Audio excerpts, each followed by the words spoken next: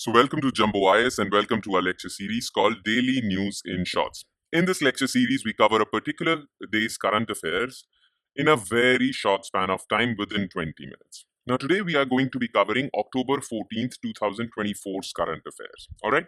And the important news items, which are important from the perspective of civil services examination, that featured in this day's newspaper are as following. Okay. So, let's take a look at the topics of the day. Which topics we are going to focus our attention on.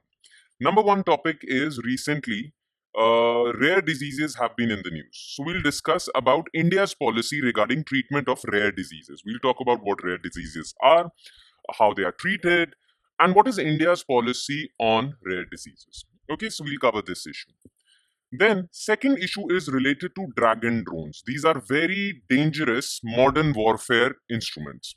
Okay, dragon drones are types of drones that breathe fire, or basically they attack with fire. Now, these dragon drones are used by both Russia and Ukraine in the Russia-Ukraine war. And their usage has become quite devastating for the region in which these two countries are fighting. So we'll talk about what are dragon drones.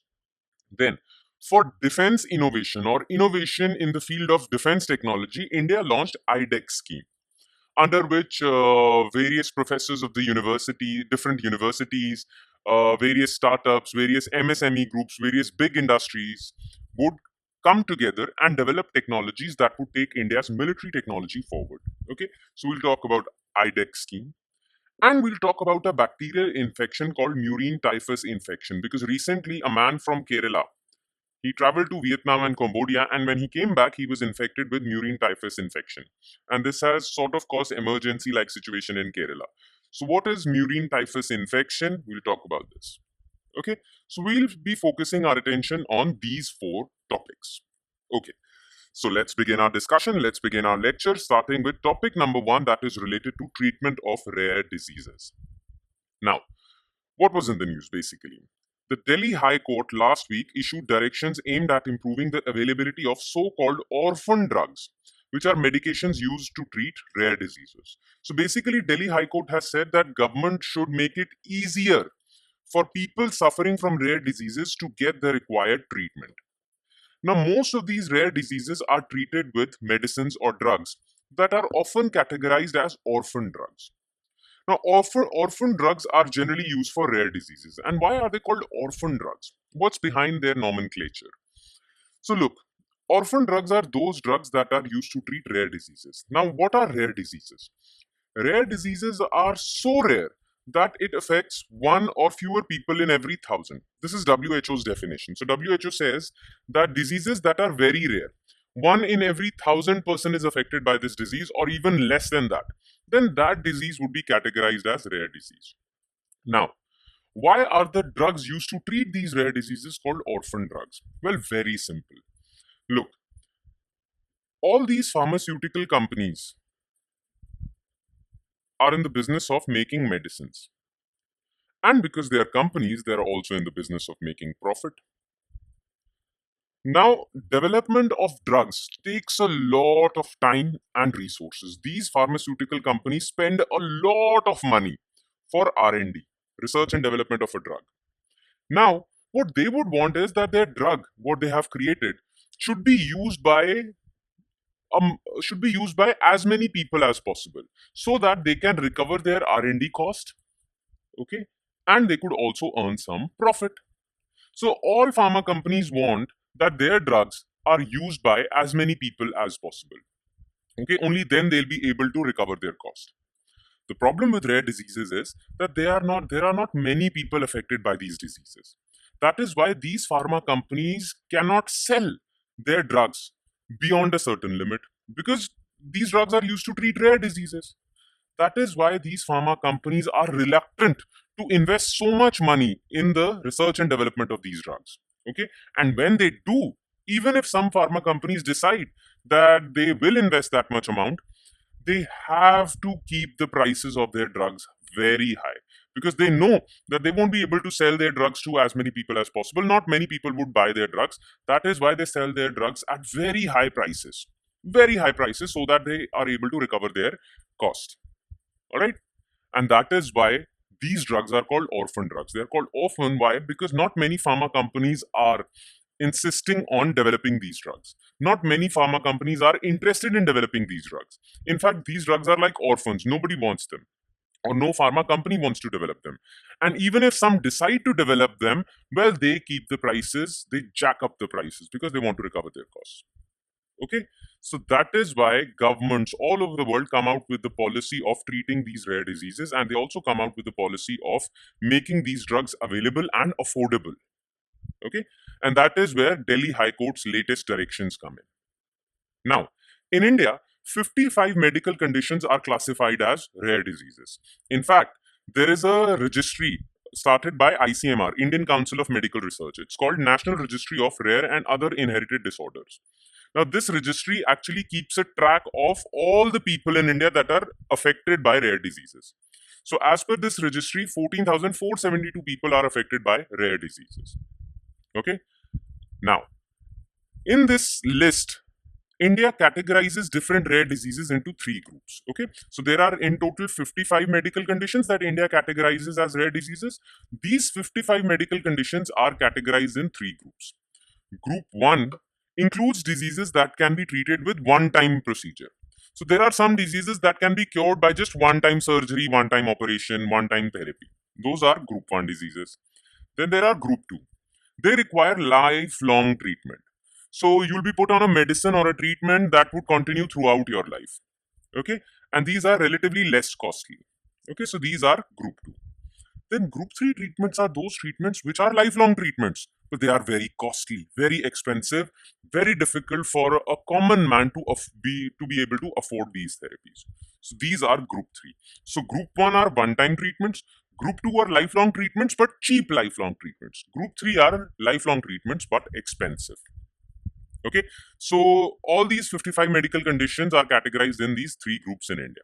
By the way, remember this information also. February 28th is celebrated or marked as Rare Diseases Day. All right. Now, I've said that it's very difficult to treat rare diseases because, well, the drugs are not available, and if they are, then they are not affordable, right? So, what are the governments doing to tackle this problem? What steps have been taken by Indian government to tackle this problem? So, India basically came out with national policy on rare diseases in 2021, under which government would provide a financial assistance of 50 lakh to patients receiving treatment at identified centers of excellence. Okay, so there are certain hospitals that are excellent hospitals, and if you are getting your treatment for your rare disease from these hospitals, well, then you will receive a financial assistance of 50 lakh. Now, these centers of excellence are AIIMS Delhi, PGI Chandigarh, Institute of Postgraduate Medical Education at Kolkata. So these institutes and many more like them, very high level institutes, are called centers of excellence, and government would provide 50 lakh. Okay, plus government knows that not all people can afford these treatments, and not all people can go to these centers of excellence. Okay, so Ministry of Health actually created a digital portal for crowdfunding and donations. You can go on Health Ministry's website and donate for a particular patient's treatment. So people can donate money for them because these treatments are expensive. Okay, plus in August 2024, government told Parliament that the financial assistance of 24 crores had already been given to centers of excellence. So government has been providing these 50 lakh rupees. Okay, so far government has taken these steps, but Delhi High Court says that you need to take more steps because no doubt that people are suffering from rare diseases, and although their number is quite little, quite less, but still these people are important because these are Indian citizens. So we need to take care of them as well. No doubt their number is quite less, not that significant, but still they are important. All right? Okay. Now let's move on to our second news item, which is related to dragon drones. Okay, now they look like this, dragon drones. Okay, these are drones that breathe fire, and hence they are called dragon drones. Because if some of you have, I'm guessing that some of you have watched House of Dragons or Game of Thrones, they know that dragons are those flying creatures that breathe fire or attack with fire. So that is why these drones are called dragon drones, because they emit fire while attacking. Okay. Now, a deadly new weapon is being used in Russia and Ukraine. Both Russia and Ukraine are using dragon drones. Okay, though dragon drones were first used by Ukraine, but then soon enough, Russia also developed these drones and started using them against Ukraine. Now, what are dragon drones? Okay, So dragon drones essentially release a substance called thermite. Okay, you need to know the science behind these drones. Okay, they use a particular chemical substance called thermite, which is a mixture of aluminum and iron oxide, and it was created for welding of roads or welding of iron made substances. Okay, welding basically. Okay, now thermite is a flammable substance. It is made up of aluminum and iron oxide, and when this substance is ignited, it burns for quite a long time. So when ignited, so these drones emit thermite, and this thermite is ignited by an electrical fuse. Once it gets ignited, it burns for a long time, and it can burn through almost anything from clothes to trees to military grade vehicles, tanks and aircrafts also. They can even burn underwater. So they are very dangerous. On humans, it causes severe, possibly fatal burns and bone damage also. All right. So these are your dragon drones. Now, let's talk a bit more about thermite. Okay, what is this thermite? So as I've told before, thermite is made up of aluminum and iron oxides. Okay. Now, thermite was first used in both World Wars, World War One and World War Two. It was first used in World War One by German fighter jets called Zeppelins. They used to drop thermite-laden bombs. Okay, and that was considered quite dangerous back then. Then thermite hand grenades were developed. Now, in today's world, we are not living in World War era. So, in today's world, these thermite-related weapons are used by secret agents, espionage agents, when they are operating in enemy territory. All right. Now, what is the law regarding usage of thermite? Okay. Are there any international conventions that prohibit or restrict the use of thermite? Well, as far as thermite is concerned, it is not prohibited under international law. There is no international law that prohibits the use of thermite. But there is one, which is called Convention on Certain Conventional Weapons. It says that during war, thermite can be used, okay, but it should be used only against military targets. If thermite is used against civilian targets, if thermite bombs are used against civilian population, then that would be considered a violation of international law and would also be considered a war crime. So during war, if you're using them against military targets, well, that's okay. But as per Convention on Certain Interconventional Weapons, if you use it against civilian targets, well, that is violation of international law, this convention, and it would be considered a war crime as well. Okay, so remember this part also. All right. Now let's move on to our third news item, which is IDEX Scheme. Innovation for Defense Excellence. That's the full form of this IDEX. Now, the Ministry of Defense is seeking to expand the scope of Innovation for Defense Excellence Scheme. So, it was launched by Ministry of Defense, again, to promote innovation in defense technology. Now, Ministry of Defense is now seeking more funding for this scheme, and they are seeking that funding from Ministry of Finance. Okay, they want to expand the scope of this scheme. They want to increase the budget of this scheme. All right, and that's why they have approached Ministry of Finance. Now, what is this IDEX scheme? Okay, it was launched in 2008, and it is an initiative taken by government to contribute towards modernization of defense industry, because modern warfare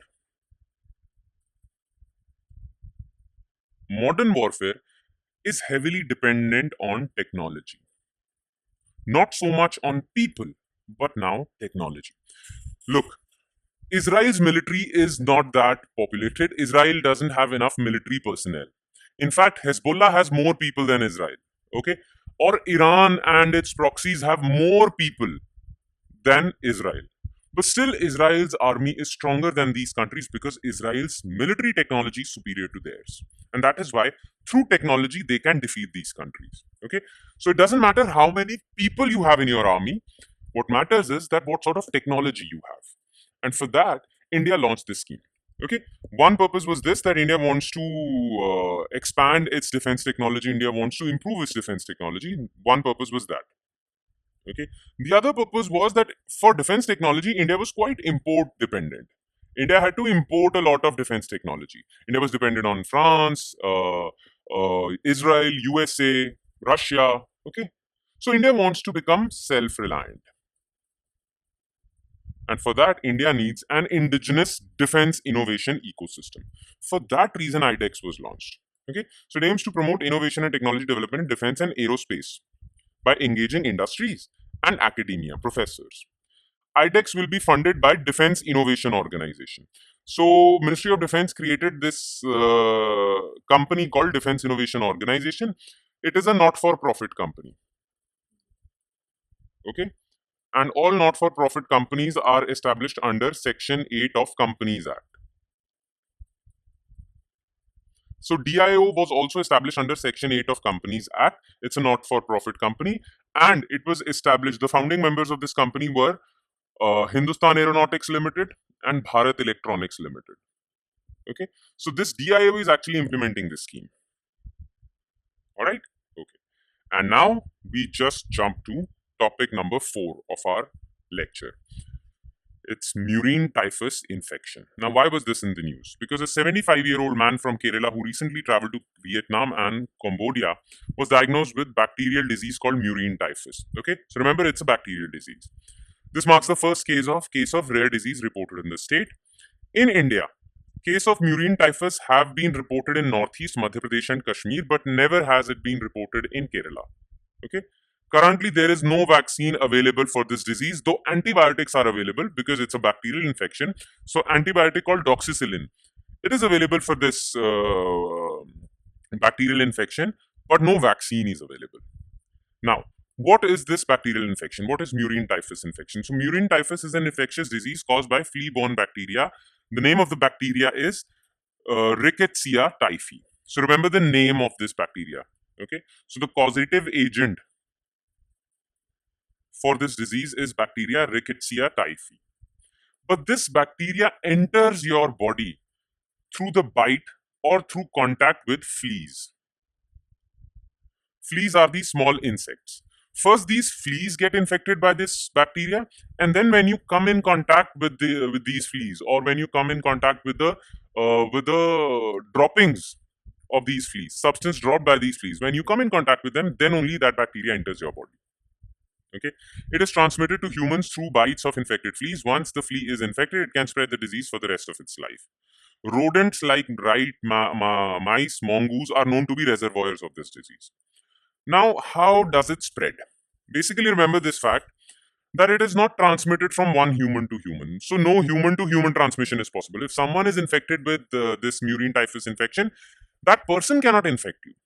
But when an infected flea feces come into contact with the cuts of your skin, then you get infected. When your mucous membrane gets exposure of mucous membrane to infected flea feces, okay, when your bodily fluids are come in contact with these fleas, then you get this infection. So remember, you get this infection from fleas. Okay, human to human transmission is not possible.